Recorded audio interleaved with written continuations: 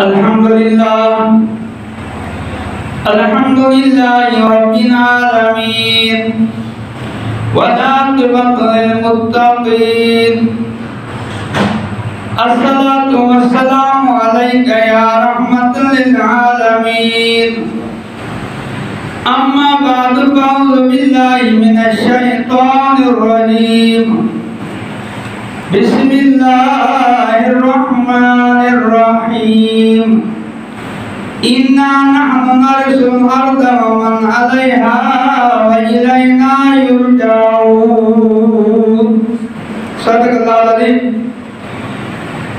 قال اللہ تبارک و تعالی فی القرآن المجید والفرقان الحمید قُلْ لَا أَسْأَلُكُمْ عَلَيْهِ أَجْرًا إِلَّا الْمَوَدَّةَ فِي الْقُرْبَى صدق اللہ العظیم۔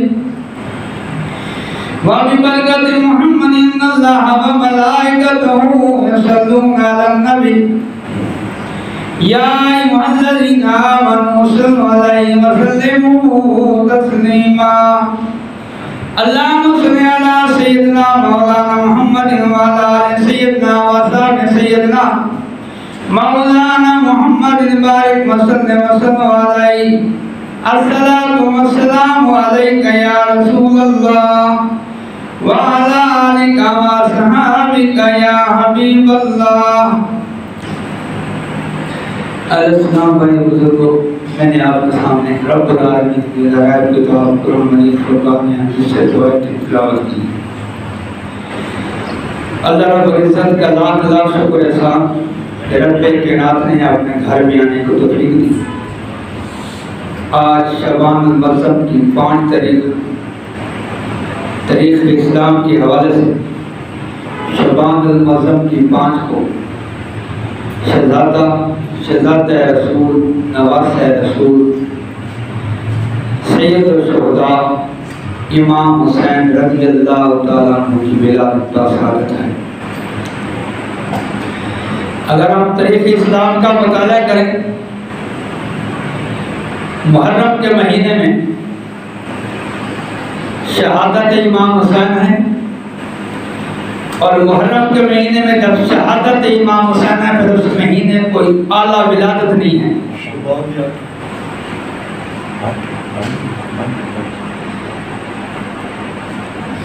محرم کے مہینے میں شہادت امام حسین ہے، اس مہینے میں کوئی ولادت نہیں ہے۔ جب رب کائنات نے اہل بیت کو غم دیا پھر اس مہینے میں کسی کوئی اعلیٰ ولادت نہ رکھی، کوئی خوشی نہ رکھی۔ شعبان المعظم کی 5 کو نواسہ رسول امام حسین کی شہادت رکھی، خوشی کا دن مہینہ رکھا، پھر اس مہینے کوئی اعلیٰ شہادت نہیں ہے۔ اس مہینے میں جب نبی علیہ السلام کے اہل بیت میں سے امام حسین کو خوشی کا مہینہ دیا تو اس مہینے میں کوئی اعلیٰ شہادت نہ رکھی، غم نہ رکھا۔ یوم محرم کو 10 محرم کو شہادت امام حسین ہوئی تو پھر اس مہینے کوئی خوشی نہ رکھی، کسی کوئی اعلیٰ ولادت نہ رکھی۔ یہ اعزاز، یہ فضیلت امام حسین رضی اللہ تعالیٰ عنہ کو ہے۔ حضرت فضل رضی اللہ تعالیٰ عنہ حضور کی قدی مبارک بارگاہ نبوت میں آ کر عرض کی، اللہ کے رسول میں نے رات کو خواب دیکھا ہے، ایک خوفناک خواب دیکھا ہے کہ آپ کے جسم کا گوشت کا ٹکڑا میری گود میں آیا ہے، میں پریشان ہوں، جب سے میں نے وہ خواب دیکھا میں پریشان ہوں۔ آپ صلی اللہ علیہ وآلہ وسلم نے فرمایا، اے میری جدی پریشان نہ ہو، یہ جو آپ نے خواب دیکھا ہے ان قریب رب کائنات میری بیٹی سیدہ طیبہ طاہرہ فاطمہ رضی اللہ تعالیٰ عنہا کو بیٹا عطا فرمائے گا، وہ آپ کی گود میں آئے گا۔ امام حسین کی ولادت ہو گئی۔ جب اس مقدس ہستی نواسہ رسول کی ولادت پاک ہوئی، آپ ماں کے بطن مبارک سے باہر آئے، آپ نے آنکھ نہ کھولی، آپ کی والدہ محترمہ پریشان تھی۔ امام الانبیاء حضور اکرم صلی اللہ علیہ وسلم اپنی بیٹی کے گھر گئے، بیٹی نے عرض کیا، اے میرے والد، بیٹا جو پیدا ہوا مگر آنکھ نہیں کھول رہا، آپ نے فرمایا فاطمہ گھبرانا، یہ علی کا بیٹا ہے، وہ مقدس ہستی جب اس دنیا میں آئے، امام حسین نے پہلی آنکھ کھولی اس دنیا میں تو سامنے چہرہ مصطفیٰ تھا، پہلی نظر چہرہ مصطفیٰ پہ پڑی۔ پھر نبی پاک علیہ السلام نے آج بھی کوئی بچہ پیدا ہو تو اس گھٹی لگانے کے لیے کوئی خاندان کے بزرگ کو بلایا جاتا ہے، کسی نیک بندے کو بلایا جاتا ہے۔ اب امام حسین کی عزت، عظمت، شان کا اندازہ لگائے کہ اس دنیا میں پہلی آنکھ کھولی سامنے چہرہ مصطفیٰ تھا، اور نبی پاک علیہ السلام نے اپنے الواد سے امام حسین کو گھٹی دی۔ تقریباً 6 سال کی عمر میں نبی پاک علیہ السلام کا وصال مبارک ہوا۔ وہ امام حسین نبی پاک علیہ السلام کے کندھوں پر بھی سوار ہوتے تھے۔ ایک مرتبہ امام الانبیاء حضور اکرم صلی اللہ علیہ وسلم مسجد نبوی میں خطبہ دے رہے ہیں جمعۃ المبارک کا، واعظ نصیحت فرما رہے ہیں، قرآن و حدیث بیان کر رہے ہیں، سامنے یہ دونوں شہزادے آ رہے ہیں، ابھی چھوٹی عمر میں ہیں تو آپ کو خطرہ محسوس ہوا کہ یہ چھوٹی عمر میں آ رہے ہیں، پیدل کہیں گرنا پڑے مسجد نبوی میں۔ رحمت للعالمین سردار الانبیاء نے خطبہ چھوڑا، چل کر گئے، بیٹوں کو اٹھایا، چون کر بیٹوں کو بٹھایا، تب جا کے دوبارہ خطبہ شروع کیا۔ یہ اعزاز، یہ فضیلت امام حسین رضی اللہ تعالیٰ عنہ کو حاصل ہے۔ وہ امام حسین جن کو نبی پاک علیہ السلام نے جنتی نوجوانوں کا سردار کہا، وہ امام حسین جن کی والدہ محترمہ سیدہ طیبہ طاہرہ فاطمہ الزہرا رضی اللہ تعالیٰ عنہا ہیں، وہ امام حسین جن کے والد امیر المومنین علی شیر خدا آنم مدینہ علم علی البابوا حضرت علی رضی اللہ تعالیٰ عنہ، اور جن کے نانا سردار انبیاء امام الانبیاء حضور اکرم صلی اللہ علیہ وآلہ وسلم ہے۔ یہ سارا اعزاز، یہ عزت، یہ عظمت امام حسین رضی اللہ تعالیٰ عنہ کو حاصل ہے۔ نبی پاک علیہ السلام نے جب یہ خوشی دی، جب آپ کو خوشی ملی کہ میری بیٹی کے گھر میں بیٹا پیدا ہوگا، آپ نے ان کو گود میں لیا، دوبارہ پھر آپ نے غم کا اظہار کیا۔ لوگ نے سوال کیا، اللہ کے رسول غم کا اظہار کیوں کر رہے ہیں، غم کی وجہ کیا ہے؟ آپ صلی اللہ علیہ وآلہ وسلم نے فرمایا، ابھی جبرائیل میرے پاس آیا ہے، بوتل میں مٹی دے کر گیا ہے، آئیے مٹی اپنے پاس رکھ لیں، جب یہ مٹی سرخ ہوگی آپ کے یہ نواسے رسول جن کو آپ چوم رہے ہیں، جن کی گردن پر آپ چومتے ہیں، جن گردن کو، اسی گردن پر آپ کی امت کلمہ گو کربلا کے میدان میں ان کو شہید کرے۔ وہ امام حسین جن کی ولادت کی خبر میں نبی پاک علیہ السلام نے پہلے دی، وہ امام حسین جن کی شہادت کی خبر بھی آپ صلی اللہ علیہ وآلہ وسلم نے پہلے دی۔ یہ اعزاز، یہ عظمت بھی آپ کو حاصل ہے۔ نبی پاک علیہ السلام نے اپنی بیٹی سے پوچھا، میرے بیٹے کا نواسے رسول کا نام کیا رکھا ہے؟ تو فاطمہ زہرا رضی اللہ تعالیٰ عنہا نے عرض کیا، حرب نام رکھا ہے۔ آپ صلی اللہ علیہ وآلہ وسلم، ان کا نام حرب نہیں، ان کا نام حسین ہے۔ تو تاریخ اسلام کا اگر مطالعہ کریں تو 500-600 سال پہلے جتنے بھی قومیں آئیں، جتنے بھی امتیں آئیں، کسی کی بیٹے کا نام امام حسین نہیں تھا، حسین نہیں تھا۔ پہلی دفعہ نام حسین نبی پاک علیہ السلام نے آپ کے نواسے کا رکھا۔ اس کے بعد پھر آج تک کوئی قیامت تک حسین کے نام سے بندے بھی آتے رہیں گے، مگر آپ کا نام رکھنے سے پہلے کسی 500-600 سال کی تاریخ میں کسی کے بچے کا نام حسین نہیں تھا، حسن نہیں تھا۔ اب اندازہ لگا رہے ہیں شان عظمت کا، کہ جن کو گھٹی رحمت للعالمین صلی اللہ علیہ وسلم دے، جن کا نام امام الانبیاء حضور اکرم صلی اللہ علیہ وسلم رکھے، ان کی شان عظمت کا عالم کیا ہوگا۔ وہ لوگ جو گھٹی امام حسین پڑھا، وہ لوگ ابو بکر صدیق رضی اللہ تعالیٰ عنہ کے پاؤں پر رب لگایا تو سانپ کا اثر ختم ہوا. وہ لوگ جنگ کے میدان میں علی شیر خدا کے آنکھ کو تکلیف تھی, آپ نے بلایا, وہی لوگ لگایا تو آنکھ ٹھیک ہو گئی. وہ لوگ جنگ کے موقع پر اگر کنویں میں ڈالا جاتا ہے تو کنویں کا پانی اوپر آ جاتا ہے, 1500 بندے اس پانی کو پیتے ہیں. یہ سارے لوگ مصطفیٰ کی برکات سے. 5 شعبان المعظم امام حسین رضی اللہ تعالیٰ عنہ کی ولادت بسعادت ہے. وہ عظیم ہستی جن کی تربیت گود مصطفیٰ میں ہوئی, جنہوں نے اپنے خاندان سے سجدے سیکھے, جن کی والدہ محترمہ یہ کہتی تھی یا اللہ تو نے رات چھوٹی بنائی ہے, اب میرا سجدہ ختم نہیں ہوتا, رات ختم ہو جاتی ہے. سیدہ فاطمہ زہرا رضی اللہ تعالیٰ عنہا جو آپ کی والدہ محترمہ ہیں, جب رات کو سجدہ دیتی تھی تو سجدہ بھی ختم نہیں ہوتا تھا, رات ختم ہو جاتی تھی. اللہ کی بارگاہ میں التجا کی یا اللہ تیری رات چھوٹی ہے, میرا سجدہ نہ پائے. امام حسین نے تربیت کے سجدوں کو دیکھ دو. وہ امام حسین ان کے نانا امام نبی حضور اکرم صلی اللہ علیہ وسلم جب عبادت کرتے تھے تو قوم پر برہم آ جاتا تھا. امام حسین نے یہ بھی دیکھا کہ میرا نانا اس طرح کی عبادت کرتا ہے, میری والدہ اس طرح کی عبادت کرتا ہے.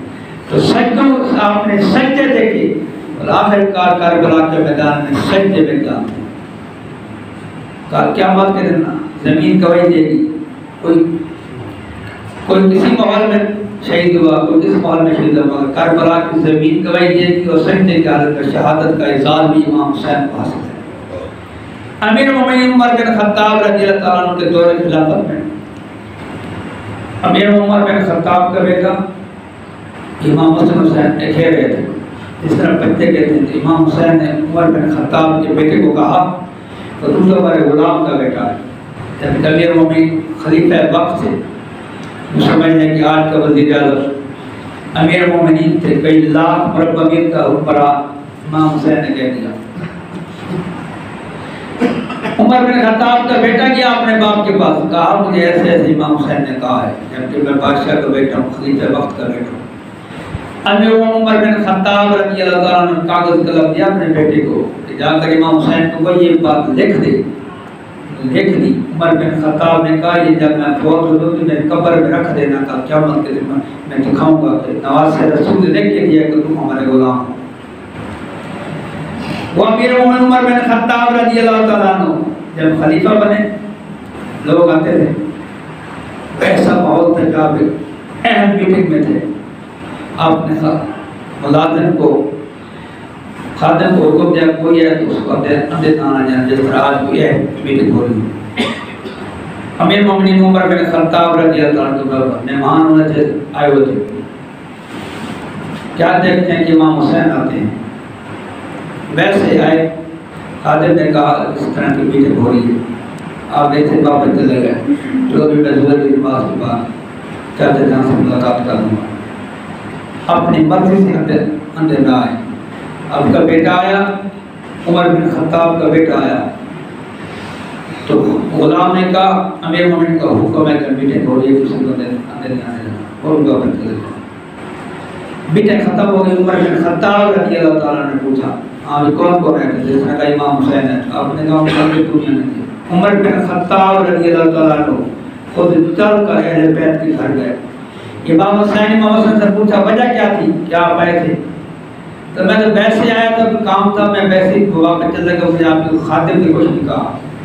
آپ نے خادم کو بھی حکم دیا اور امام حسین حسن حسین کو حکم دیا جب چاہیں آپ کے لیے کوئی آرڈر نہیں ہے, آپ جب چاہیں, بلکہ ہمیں بلا لے گا میرے بیت کے چشم و چراغ.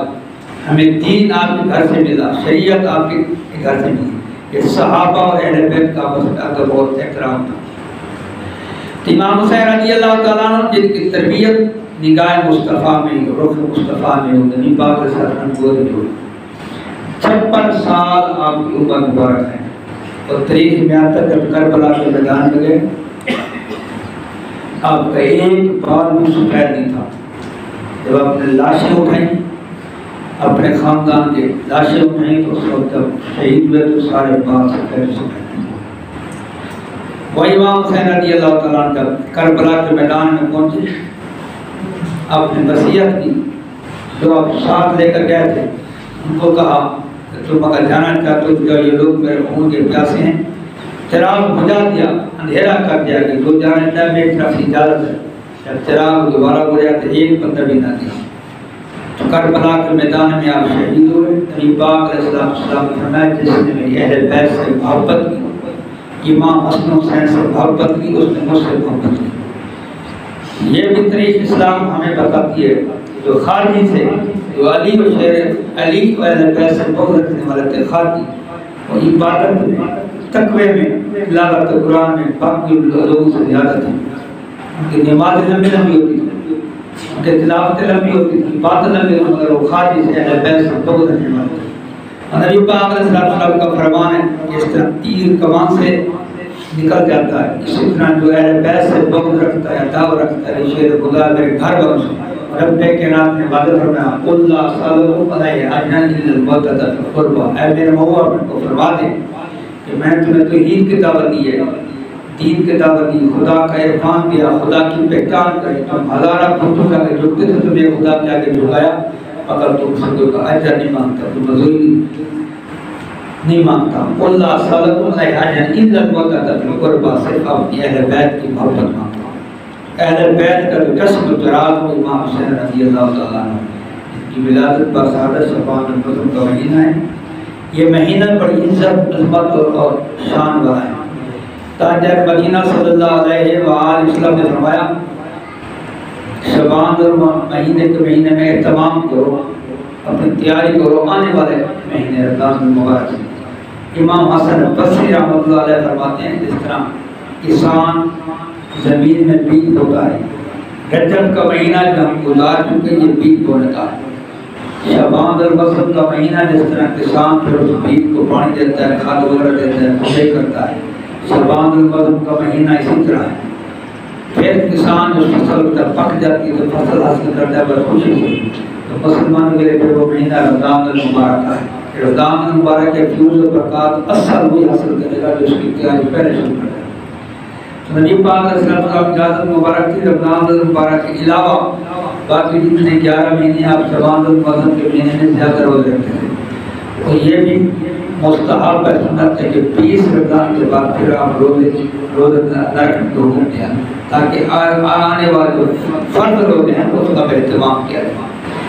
آپ نے فرمانے کہ میں چاہتا ہوں شعبان المحرم کے جب شام کو میرے اعمال بنتے ہیں تو میں روزے سے شعبان المحرم میں روزے رکھ لینا، اس لیے تاکہ آنے والے مہینے کی تیاری ہو جائے اور ذکر الہی زیادہ کرے تاکہ اللہ تبارک و تعالیٰ اس مہینے کے فضل و برکات حاصل کر سکے۔ اٹھے بندیا منا رب کو جہاڑے چار زندگی ہے، اٹھے بندیا منا رب کو جہاڑے چار زندگی ہے، متا موقع چکا بہمیں بے اعتبار زندگی ہے، اٹھے بندیا